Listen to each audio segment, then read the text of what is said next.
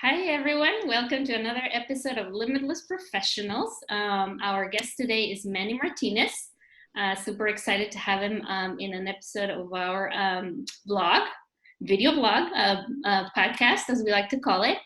Just a little reminder of the characteristics that we are approaching with being limitless.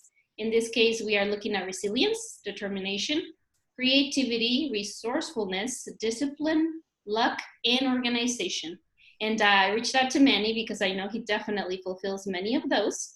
But we'll let him do a little bit of talking about himself, and we'll get into the interview a little bit more. Welcome, Manny. Thank you, Josefina. It's a pleasure to be here with you. A little bit about me. Yes. Manny Martinez, great. So my journey in leadership began 30 years ago, a little over 30 years ago, when at the age of 18, a week later, I entered the United States Air Force. And I went into the military. I thought I was going to spend some years to gain some money for a GI Bill and go back and get a bachelor's degree. Then I got the itch, and I kept on going and kept on going and kept on going. And my career just took off from there. And from what I thought was going to be a 4-year hitch, I spent 30 years in the Air Force. I was able to move up the enlisted ladder to the top 1%. I was honored by being a Chief Master Sergeant. And what I learned during that time was my primary goal, if you will, in the Air Force was to develop people, grow teams to reach their highest potential. In other words, to give people the toolkit to be successful when they make that leap from an employee into being a manager and an effective leader. In other words, can I remove obstacles so then they can see where they need to go and give them the tools so they can be successful? So when I move on and then they take over, I hope that they could do a much better job than I could when I was in that seat, when I was in that position. 30 years, what was going to be my next goal in life? Who was Manny Martinez going to become after that? And through some searching and studying and researching, I found this company called Crestcom. And Crestcom's been around for over 30 years, and we're in 60 countries. And what we do in Crestcom is give people the toolkit to make that same leap from employee to manager and to leader. We host a series of monthly workshops where our clients and participants learn different leadership skills, and then they apply those skills in their workplaces through the use of action plans. They learn something, they put it to use where they work, and then we follow that up with coaching sessions within their organizations. So then we have accountability and a partnership where we know what is it that you're learning and how are you applying it. Because one thing is going to a class, another thing is, are you actually applying what you're learning in your day-to-day activities? Yes. That was a wonderful place for me to find Crestcom. And so I've been with Crestcom a little bit over a year as a brand new franchise business owner. It's fantastic. I get to use a lot of the knowledge that I was able to gain during the military in my new role in Crestcom. A little bit about me. Yeah. As the fact that I'm married and I have 2 kids too, by the way. Okay, that's wonderful. Thank you. You've done a great job. I in the first minute, I've learned already so much about Crestcom, so thank you. And do you think, was that transition difficult for you? I mean, I know I've read a lot, and I've looked at a lot of like those experiences, right? And some of them have been tough, right? Transitioning from the military into civilian life. Like, what would you say have been a couple of things that just really, besides, like you're saying, I find it so amazing that you're saying that you're able to use all those skills, right? Sure. To use them right now. So what would you say are a couple of things that helped you in that transition?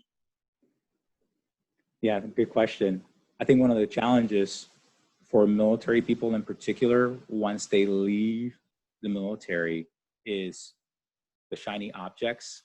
There's so many opportunities and so much freedom to choose what you want to pursue in the next stage of life. Sometimes it's difficult for people like me to kind of narrow down the focus and say, what is something that is really about me, that is going to be something I want to do, and who I want to be, which is really the important question. Who do I want to be?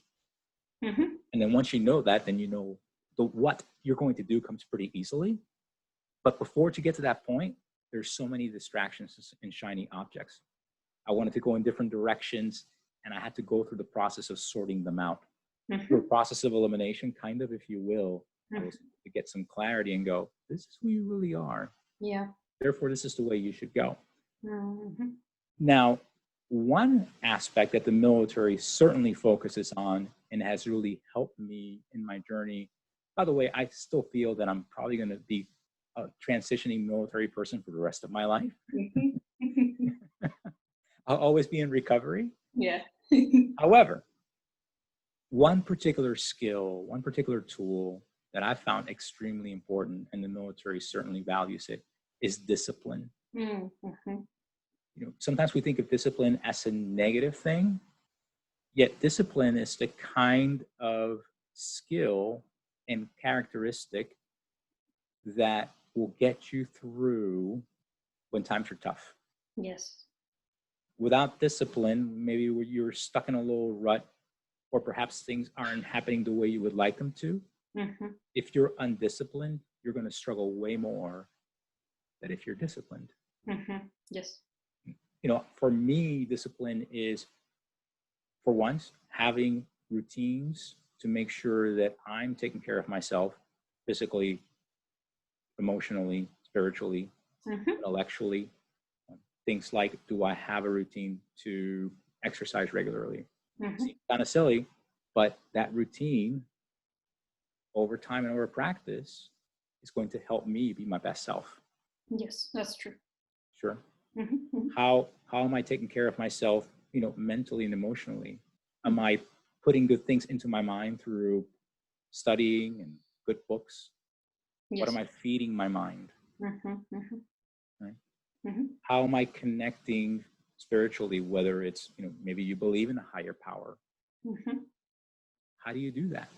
Mm-hmm. How do you take the time to reflect and build your energy up? Discipline allows you to do those things. Mm-hmm. I believe that if you have self-discipline for yourself, then that carries into then the other things that you will do, whether it's at work, Mm-hmm. whether it's, you know, at home, Yeah. in all aspects of your life. Military definitely taught us a lot about discipline. Be on time, show up here, do this, don't say these things. But, you know, these are the things you need to do. Follow a checklist. Routines and disciplines, they're really important. Yeah. Again, those are the things that will get you through and make you successful, especially when things aren't going the way you would like them to. Yes. No, that's key. I mean, I am really liking that you're mentioning discipline, because actually my next question was going to be, out of the characteristics that we are defining, you know, as having let's call it a limitless mindset, right? We included discipline as one of them. So out of the other ones, which ones do you identify with? We also have resilience. We have resourcefulness, organization, creativity, and determination. So yeah, so discipline is a big one. But out of those, do you see yourself embodying any of the other ones? Some more than others. And I would say that in all of them, there's always room for improvement. Yes. I don't think we ever master any of them. We're just participants and practicing them. Yes. Another thing that I learned a lot in the military was resiliency.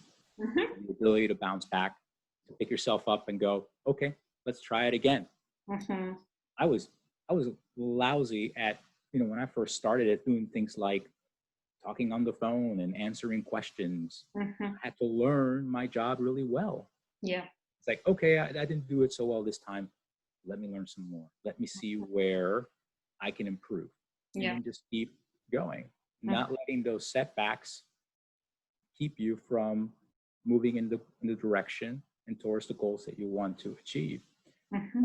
Good example. I spent six years trying to move into the next step in my promotion ladder. It seemed like I would get closer and closer and closer and closer, and it would never come. Now, some people might say, hey, after about 3 tries or so, you probably should just hang it up. Mm-hmm.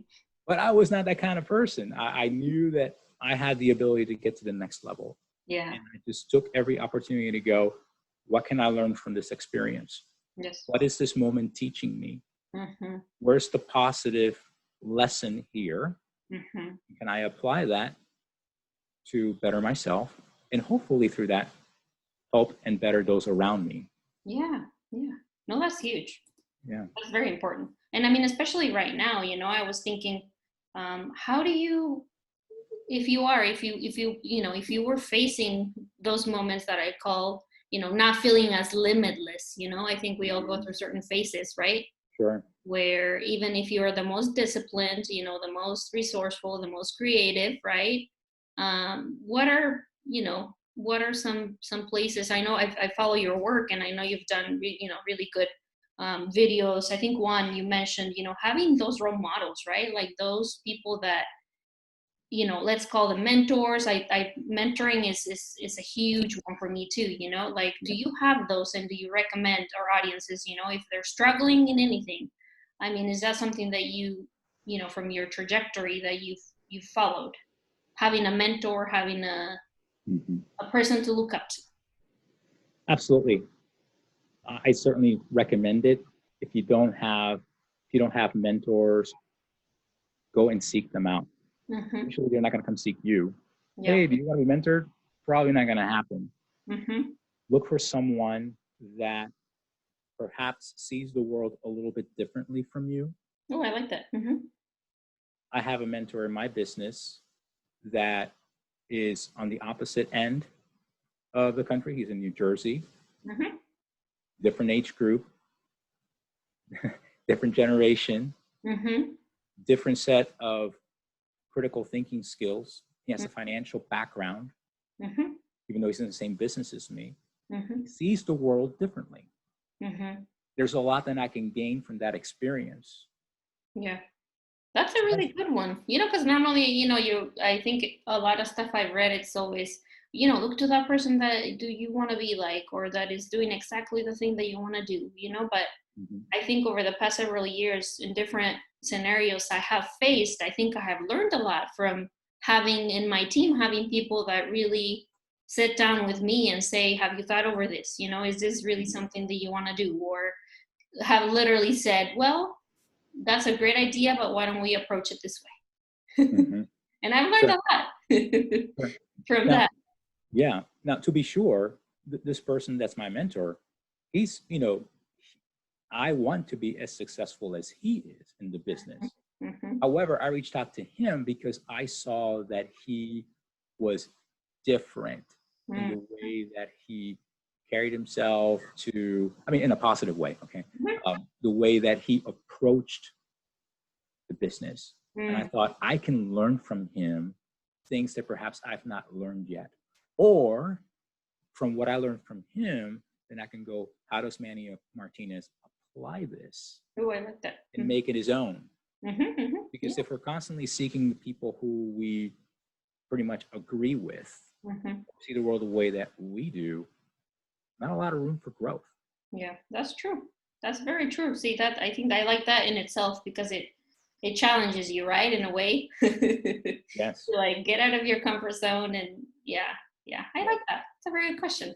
All right, so then, following the limitless idea, do you think there's power in it? Like when you think of being limitless, what comes to mind? Mm-hmm. I think in terms of limitless, the idea that we can accomplish many things doesn't mean that you are going to accomplish everything in your life exactly the way you want to. But being limitless is basically not setting up boundaries to get to where you want to go. Very often, the greatest obstacle to your success in whatever aspect of your life you want to, the biggest obstacle is you. Yes, I agree. And your mindset. You're going to have moments when you're going to be riding high and you're thinking, this is wonderful, this is awesome, this is fantastic. And then you're going to have moments when you're going to perhaps doubt yourself. So having a limitless thought process and mindset helps you to refocus and go, you know what, this is just a temporary situation. Mm-hmm. Yeah. Why am I striving in the direction that I'm going? Why did I set these goals? What is it that I'm doing here? Mm-hmm. Very often when I find myself in a little shaky spot, and certainly with COVID-19, seems like every other day there's so many different changes, and it can have this snowball effect. You've got work, you've got family, you got your personal life, things that are just a little bit different from what we're used to. Yes. Most of our lives. Mm-hmm. When I have those moments where I'm a little bit shaky, I think back to, okay, look back at your goals. Why are you doing the things that you're doing? Mm-hmm. What are your aims? What are you trying to achieve and accomplish through this? And that brings me back into focus. And then I can feel limitless again. Yes. Now, doesn't mean that if you have those feelings, there's something wrong with you, which is another thing to consider, particularly military people like me. You know, we were, I guess, taught or at least made to believe that feelings were not something that was something cool to share while you're wearing a uniform. Yeah. The feelings themselves, there's nothing wrong with them. How do we respond to them? Yeah. How do we use those to go, you know, if I'm feeling a little bit depressed or if I'm feeling a little bit anxious, what is it trying to tell me? Yeah. And how do I then use that energy to move towards something positive? It may not be 5 minutes later, I feel great and I'm cured. Be realistic in what's going on. At the same time, what is it trying to tell you? Listen to that. And what can you do to respond to that in a rational way? No, that's, I mean, that's, I really, really like, because I think you are, correct me if I'm wrong or not getting what you're trying to relay, but I think you're that self, they call it self-analysis or maybe self-reflection or bringing it back, right? I keep hearing people say, bring it back to you and center yourself. And even just talking to you, I feel like that's the spot where I am at right now. So thank you. I just feel like you do have, and which is one of the reasons, when I met you, you were doing a workshop. You just had this ability to engage audiences, and making it in whatever topic you were doing. It was just your ability to reach out to people. And sometimes, you present to a lot of people, right? And I think it takes a lot of presence and a lot of being present, right? To be able to do that. So, so thank you for sharing that with us today, because it's needed. You're so welcome. It's needed, especially right now when I feel like I usually start off my mornings pretty well, where I think it's gonna be fine. If I go through a rough patch, I'll take a deep breath and step back. But I feel like by the end of the day, by 5 o'clock, I feel like my head's like this. Yes. And it's okay, it's time to decompress. It's time to bring it all back, like you said. Yeah, exactly. Can I share something? You said 5 o'clock, now your head's like this. Yes. If there's something I miss during this period of COVID-19, is the drive home. Because it gave many of us the opportunity to decompress, to compartmentalize, to get our minds and ourselves transitioned into, I'm going home, or I'm going to go with my friends, whatever outings I'm going to get to next. Maybe I'm going to school tonight. Yeah. Right? Yes. So I miss that transition. I didn't realize how much I did until it seemed like everything just kind of started bleeding into the rest of my life and aspects of my life. I put a calendar reminder and it says transition home. Maybe every single day, transition home. I'm going to write that down. And that might mean 2 minutes today, or it might mean 10 minutes tomorrow. Depends on what's going on in your life. Yeah. It's really important. It kind of goes back to disciplines. Yeah. It's really important for us to be able to, keep that mental discipline and rehearsal and that emotional intelligence in a pretty high level. because it's being challenged right now. It is. And again, if you're feeling a little bit shaky today, it's okay. You know, it's like, don't be ashamed. It's just, this is happening. And acknowledge that, realize it's there, and then respond to it.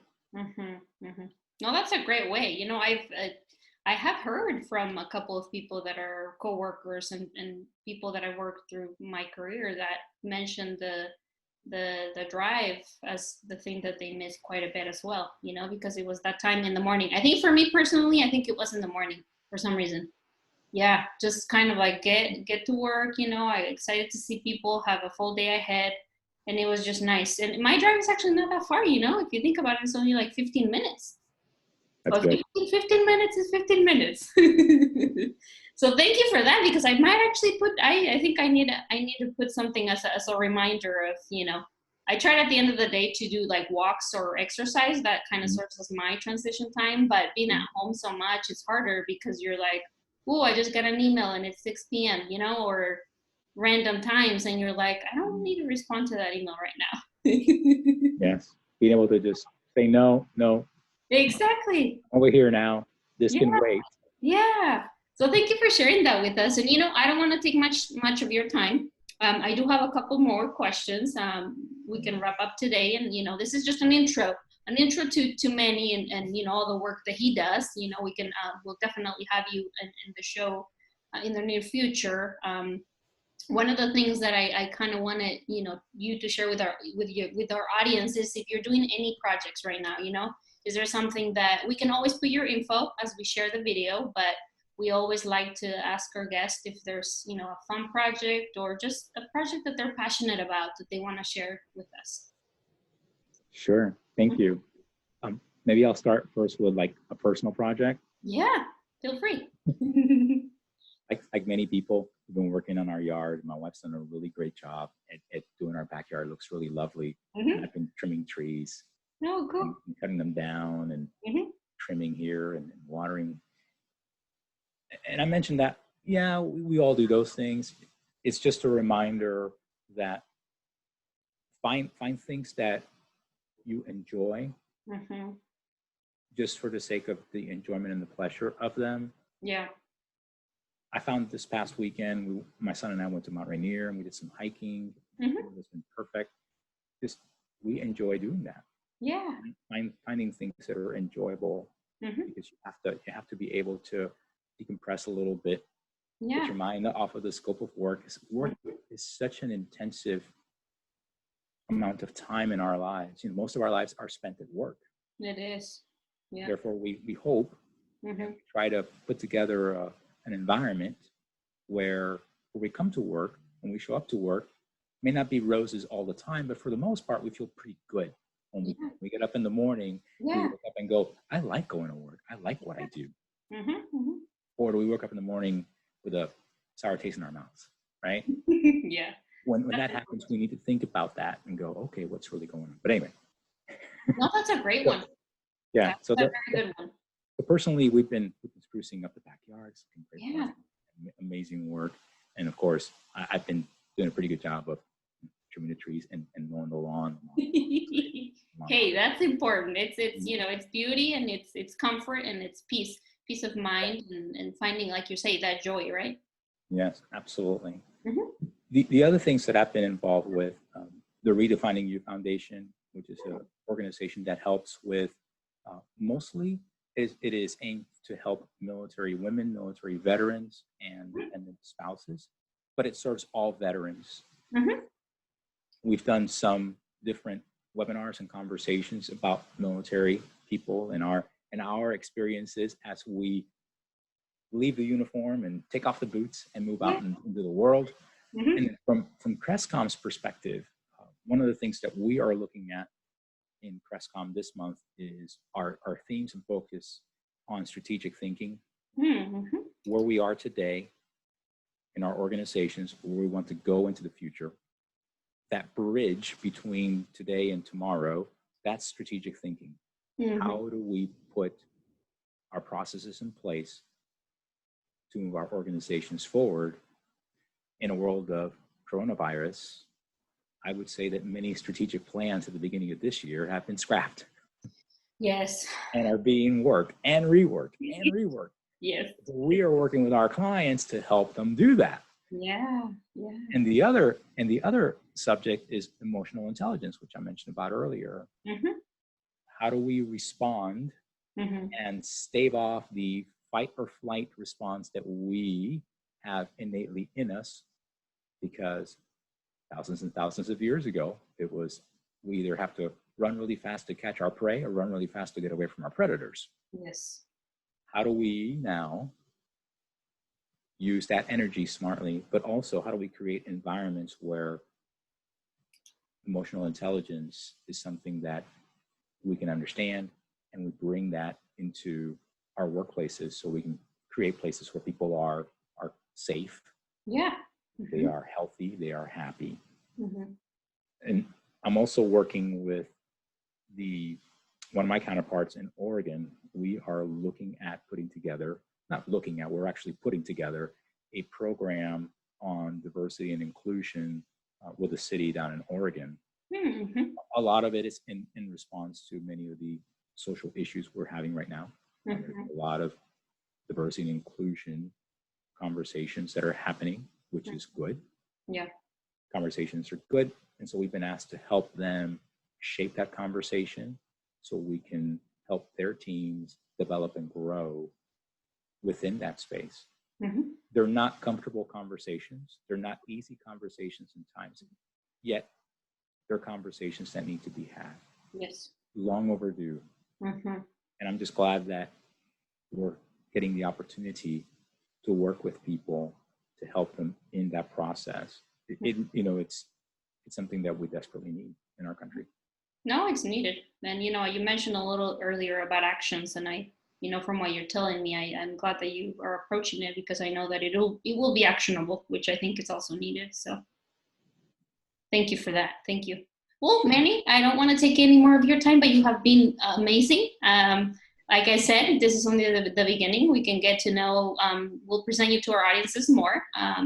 And if there's any last bits that you would like to share with us, we will put your info along, with your LinkedIn, if there's any other means that you use for communicating with people, and anybody that wants to reach out to you, let us know. But thank you for being here today.